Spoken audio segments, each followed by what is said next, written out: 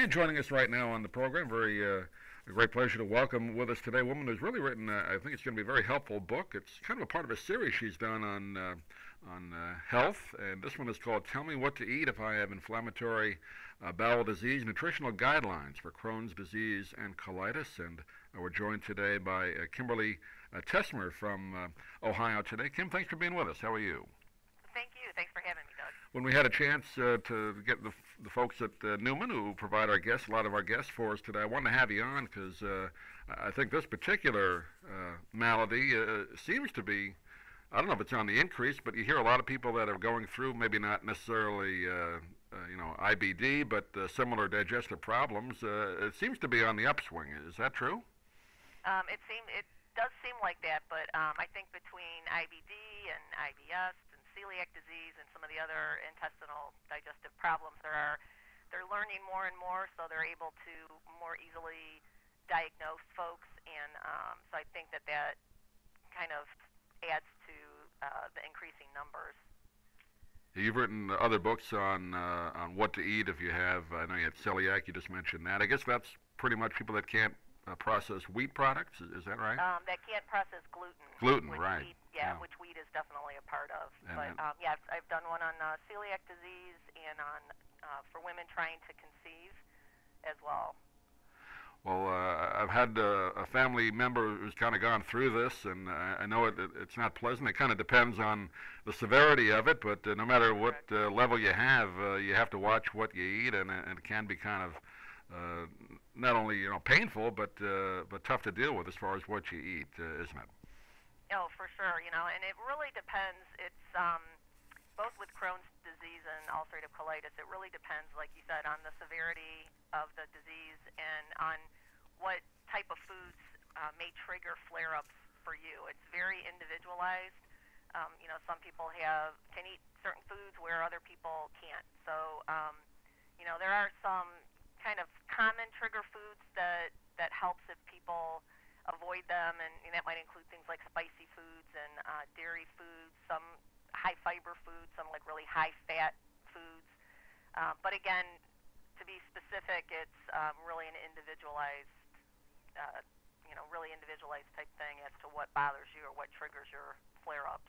Yeah, I know in the worst case scenarios, it's an autoimmune disease, and the body kind of attacks the intestinal tract and can result in intestines sometimes bursting, right? I mean, those kind of things. Yeah, I mean, it could. Right. I mean, there's different severities of it, but most definitely IBD can be a very major problem. It could, sometimes people need to get surgery. Others need to be on medications. So, there's definitely it's definitely important to make sure that if you do have this type of disease, that first of all you're diagnosed correctly, and that you are doing what your doctor tells you and working closely with your doctor. Do we know what causes it? I know we mentioned autoimmune. It's the body kind of attacking itself. Other diseases are autoimmune too, and arthritis and other things. But do we know why that happens? They really don't know why right now. They have some theories out there, different people having different genes and that type of thing. But right now, everything's pretty much in theory, and nothing has quite been proven 100% as to what causes it. Well, let's talk about the positive side, which is in your book. If you happen to have this particular problem, things that you can eat. I guess what's the first thing you should do? Obviously, your doctor is going to help you with that, but how do you kind of know what to eat and what not to eat? I guess they call it an elimination diet, right? Yeah, pretty much. And when people that go through this usually go through times of remission and then times of flare-ups.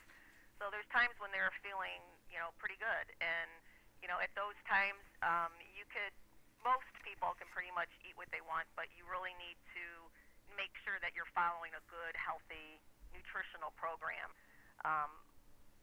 And then there's those times of flare-ups, and that's when it becomes very individualized as to, whether you have Crohn's or ulcerative colitis, what your severity is. Some people, most people need to follow kind of a low residue or a low fiber type diet during those times of flare-ups. Their doctor or dietitian may put them on some type of supplement sure that they're getting all the nutrients they need. So it's really an individualized type thing, but the book really goes through and gives you kind of all the scenarios to help you through. I guess eating as much, what you'd say, organic or natural foods like fruit, vegetables, grains, those are the kind of things that are pretty easy to digest, right? Right, and the book goes through, all the healthy ways of eating and through the new My Plate, so that that you can get the nutrition that you need during those times when you're feeling good. Because during times when you have flare-ups, you probably won't be eating as well. You won't be getting all the nutritional intake that you need. Plus, when you have something like Crohn's disease that affects the small intestines, that's where we absorb all of our nutrition. So when that's affected, you're not absorbing nutrients the way that your body should. So during times when you do feel good, you have to really stock up on all those nutrients as much as possible. Yeah, the high-fat, high-fiber stays in the body longer, which makes it tougher to digest, and that doesn't help the situation, right, if you have IBD or Crohns. Exactly. Yeah. Spicy foods, too. I mean, that can affect, even if you don't have IBD, that can be difficult to digest. Right. That's difficult for a lot of people as it is. So when you have problems, that just kind of compounds it. So drinking a lot of water, or I guess that's helpful, right? You need water to go through the system anyway, but I'm sure that's helpful. Right, that can be helpful. The only thing you want to be careful of is, during times of flare-ups, you may, have points where you can only eat so much and you're feeling full, and so you don't want to fill up too much on things that aren't really necessarily providing a lot of nutritional value. So it's those nutrient-dense foods. Like I said, your doctor or dietitian may prescribe some type of nutritional supplement, some type of liquid nutritional supplement that really is a powerhouse with nutrients. I know, the person I was talking about before went through this, and they were on a liquid diet for a while, and they were drinking, I guess, I think it was called, I forget what it was called now, but it was a can of liquid nutrition. Not the kind you can get in the store, but kind of a concentrated. So some people have to do that, don't they?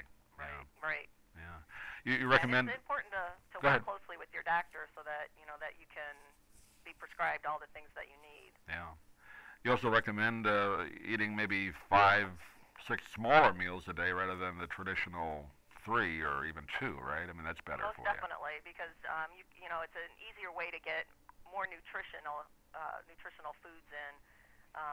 Is just to split up your meals so that you're not overloading yourself, not making yourself feel bloated or full.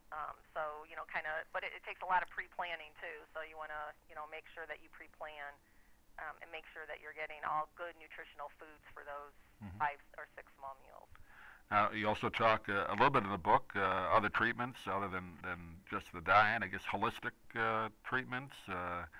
Some herbal remedies as well, exercise, of course. All those can kind of help you out, right? Right, and when you have something like that, you want to, of course, do everything you can to make yourself feel better. So there's definitely no harm in, looking to other types of treatments, though you most definitely want to follow your doctor's orders.